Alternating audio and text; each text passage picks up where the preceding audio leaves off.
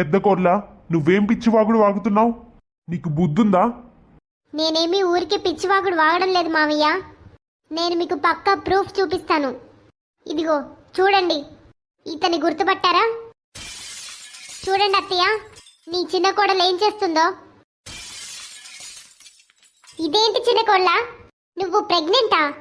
మరి ఈ బిడ్డ నీ ప్రియుడిదా? అది నిజమే అత్తయ్య, మీరింకా తనని ఎందుకు అడుగుతున్నారు? నిజం ఇప్పటికే అందరికీ తెలిసింది. చిన్న కోడ్లా, నువ్వు మా కుటుంబం పరువును తీసావు. లేదు మావయ్య. నోర్ముయ్ చిన్న కోళ్ళ. సంతోష్, నువ్వు రావడానికి ఇంకా 2 నెలలుంది కదా. కానీ నువ్వు ఇక్కడికి రావడం మంచిదైంది. నీ భార్య నీ వెనుక ఏం చేస్తుందో చూడు. పెళ్లికి ముందే కడుపుతో ఉంది. అదిగో ఆ అబ్బాయి, తన ప్రియుడు. ఈరోజు చిన్న కోడలు తన ప్రియుని ఏకంగా ఇంటికే పిలిచింది. ఆమె కనీసం కొంచెం అయినా సిగ్గులేదు. చూడు నాన్న, చూడు నీ భార్య ఏం చేస్తుందో. అమ్మా, నాన్న, దయచేసి మీరు మాటలు జాగ్రత్తగా రానివ్వండి. ఏది పడితే అది మాట్లాడకండి. తను నా భార్య. సంతోష్, నీకేమైనా పిచ్చి పట్టిందా? ఏం జరుగుతుందో తెలియట్లేదా? నీ భార్య పెళ్లికి ముందే కడుపుతో ఉంది. నువ్వు తనని సమర్థిస్తున్నావా? గీత పెళ్లికి ముందే ప్రెగ్నెంట్ అయిందని నాకు తెలుసు. ఇంకా ఈ బిడ్డ నాదే. ఏం మాట్లాడుతున్నావురా? అమ్మా, నేను చెప్పేది నిజమే. ఈ ఇంట్లో ప్రేమ పెళ్లిళ్ళు జరగవనే పాత సాంప్రదాయాన్ని మీరంతా పాటిస్తూ వస్తున్నారు కదా. అందుకే నేను ఇదంతా చేయాల్సి వచ్చింది. పెళ్లికి ముందు నేను గీత ఇద్దరం ఒకరినొకరు చాలా ప్రేమించుకున్నాం. మీకు గుర్తుందా, నేను మీతో పెళ్లి గురించి మాట్లాడినప్పుడల్లా మన కుటుంబంలో ప్రేమ పెళ్లిళ్ళు ఎప్పుడు జరగవు, ఒకవేళ జరిగినా అది పెద్దలు కుదిర్చిన పెళ్ళే అవుతుంది అని చెప్తూ ఎప్పుడూ వద్దన్నవారు. అప్పుడు ఒకరోజు ఇలా జరిగింది. నాకు చాలా భయంగా ఉంది. నేను ప్రెగ్నెంట్ అని మా ఇంట్లో వాళ్ళకి తెలిస్తే వాళ్ళు నన్ను చంపేస్తారు. నేనేం చేయాలి? కానీ నేనేం చేయగలను గీత? మా కుటుంబం కూడా అంతే. కంగారు పడకు. మిగతా అబ్బాయిలాగే నేను కూడా అబార్షన్ చేయించుకోమని చెప్పను. మన పెళ్ళి ఎలాగైనా జరుగుతుంది. కానీ ఎలా? మా కుటుంబం లవ్ మ్యారేజ్కి వ్యతిరేకం. ఈ కుటుంబం కూడా అంతే. మరి మనం ఇప్పుడు ఎలా చేసుకుంటాం పెళ్ళి? బాధపడకు, నేను పూజారితో మాట్లాడతాను.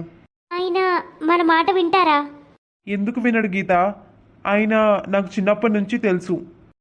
తరచుగా మా ఇంటికి వస్తూ ఉంటాడు. మా అన్నయ్య పెళ్లి కూడా ఆయనే జరిపించాడు.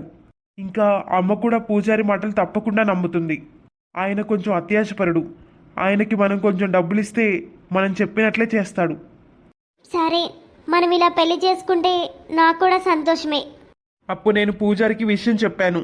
నా దగ్గర కొంచెం డబ్బు తీసుకొని ఆయన పెళ్లి చేయడానికి ఒప్పుకున్నాడు. ఇంకా ఇతను నా ఫ్రెండ్, మరెవరో కాదు. గీతాకి బాయ్ ఫ్రెండ్ లేడు. నేను అమెరికా వెళ్ళిపోయిన తర్వాత ఇతనే నా భార్యను జాగ్రత్తగా చూసుకున్నాడు. హాస్పిటల్కి తీసుకెళ్లడం, టెస్టులు చేయించడం, అన్ని విధాలా చూసుకున్నాడు. అయితే మరి నీ భార్య నీ ఫ్రెండ్తో కలిసి కార్లో ఎక్కడికి వెళ్ళింది? నేను మీకు చెప్తున్నాను కదా వదిన, హాస్పిటల్ చెకప్ కోసం తీసుకెళ్లాడని. నేను ఎప్పుడు వాళ్ళతో వీడియో కాల్ మాట్లాడుతూనే ఉండేవాడిని. అత్తయ్య, మావయ్య, పెళ్లికి ముందే మీకు ఈ విషయాలు చెప్పుంటే మీరు పెళ్లికి అస్సలు ఒప్పుకునేవారు కాదు. పెళ్లి తర్వాత వెంటనే చెప్పినా మీరు మాతో అన్ని సంబంధాలు తెంచుకునేవాళ్ళు. అందుకే మాకేం చేయాలో తెలియక దిక్కు తోచని స్థితిలో ఉండేవాళ్ళం. అందుకే మేము ఇదంతా ప్లాన్ చేశాం. ఆయన అమెరికా నుంచి తిరిగి వచ్చిన తర్వాత మేము ఎక్కడికైనా దూరంగా వెళ్ళి 2-3 ఏళ్ల తర్వాత వద్దామనుకున్నాము. అప్పుడు ఈ బిడ్డ సులభంగా పుడుతుంది, సమయం కూడా గడిచిపోతుంది. గీత, నువ్వు చాలా పొరపాటు చేశావు. కానీ ఈ బిడ్డ మన కుటుంబానికి చెందిందే కదా. క్షమించు గీత, నాకు ఈ విషయాల గురించి అస్సలు తెలీదు. నేను ఏదేదో మాట్లాడేశాను. అత్తయ్య, వాళ్ళని క్షమించండి. ముందైతే మీకు కంగ్రాట్స్ అత్తయ్య. త్వరలోనే మీకు మనవడు మనవరాలు పుట్టబోతున్నారు. నా కోడలి గీత పెళ్లి తర్వాత ప్రెగ్నెంట్ అయి ఉంటే నేను మరింత సంతోషించేదాన్ని. నాకదొద్దు. అత్తయ్య, ఏం మాట్లాడుతున్నారు? ఏదేమైనా మీ మనవల్లే కదా. ఇది మన కుటుంబ వ్యవహారం. వీళ్ళకి పెళ్లి కూడా అయింది కదా. ఈ రోజుల్లో ఇదంతా మామూలే.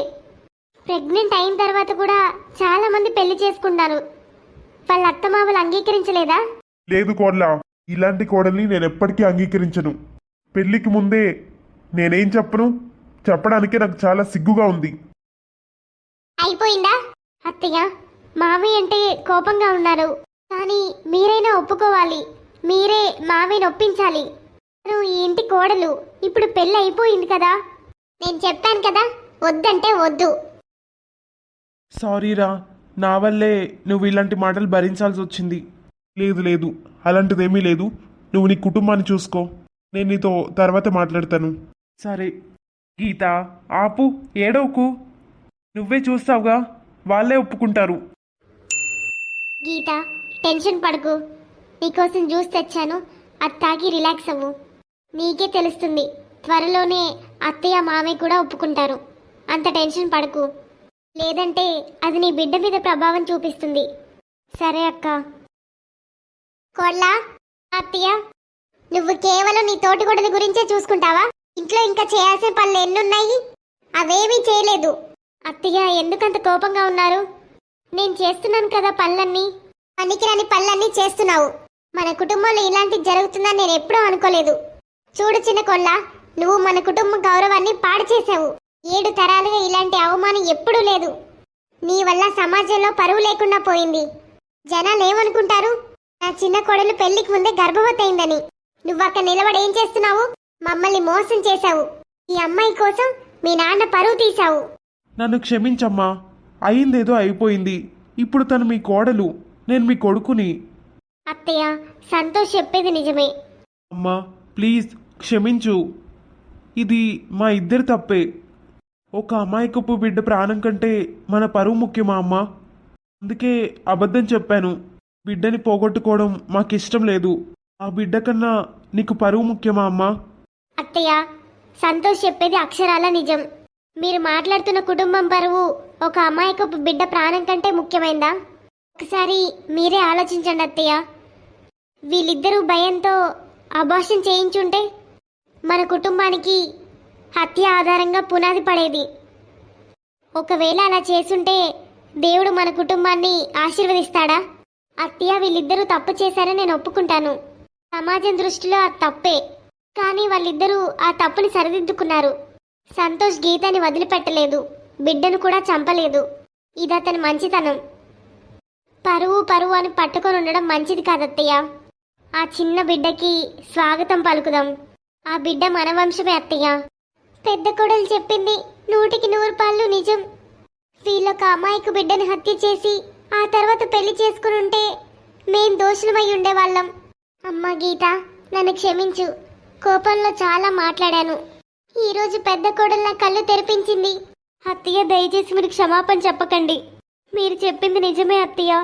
నేను ఇంటి నియమాల్ని ఉల్లంఘించాను. బహుశా నేను నీ కోడళ్ళని పిలవడానికి అర్హురాల్ని కాదేమో. పిచ్చి పిల్ల, గౌరవం, సంస్కృతి కేవలం పుస్తకాల్లో మాత్రమే ఉండవు. అవి మనం చేసే పనుల్లో ఉంటాయి. ఏం జరిగిందో అది మర్చిపో. కానీ ఆ తప్పుని కప్పిపుచ్చుకోవడానికి ఒక అమాయకపు బిడ్డ ప్రాణం తీయడం పాపం. ఒకవేళ నువ్వు అబార్షన్ చేయించుకునుంటే నువ్వు జీవితం అంతా బాధపడుతూ ఉండేదానివి. కానీ అక్క, సమాజం ఏమంటుంది? జనాలకు తెలిస్తే నిందిస్తారు. గీత, సమాజం మనం సరైన పని చేసినా తప్పు పని చేసినా మాట్లాడుతూనే ఉంటుంది. సమాజం కోసం మన సొంత ఇంటి దీపాన్ని ఆర్పేయలేం కదా. నువ్వు ఒంటరిదానివి కాదు, నేను నీతో ఉంటాను. పెద్ద కోళ్ళ, గీతాకి లడ్డూలు చేస్తావా? ఏంటత్తయ్య? కోళ్ళ, నువ్వు నీ తోటి కోళ్ళని సరిగ్గా చూసుకోవట్లేదు. తను రోజు రోజుకి బలహీన పడుతుంది. పద, వంటగదికి వెళ్ళి లడ్డూలు చేద్దాం. నేను ఇప్పుడే వెళ్తాను అత్తయ్య.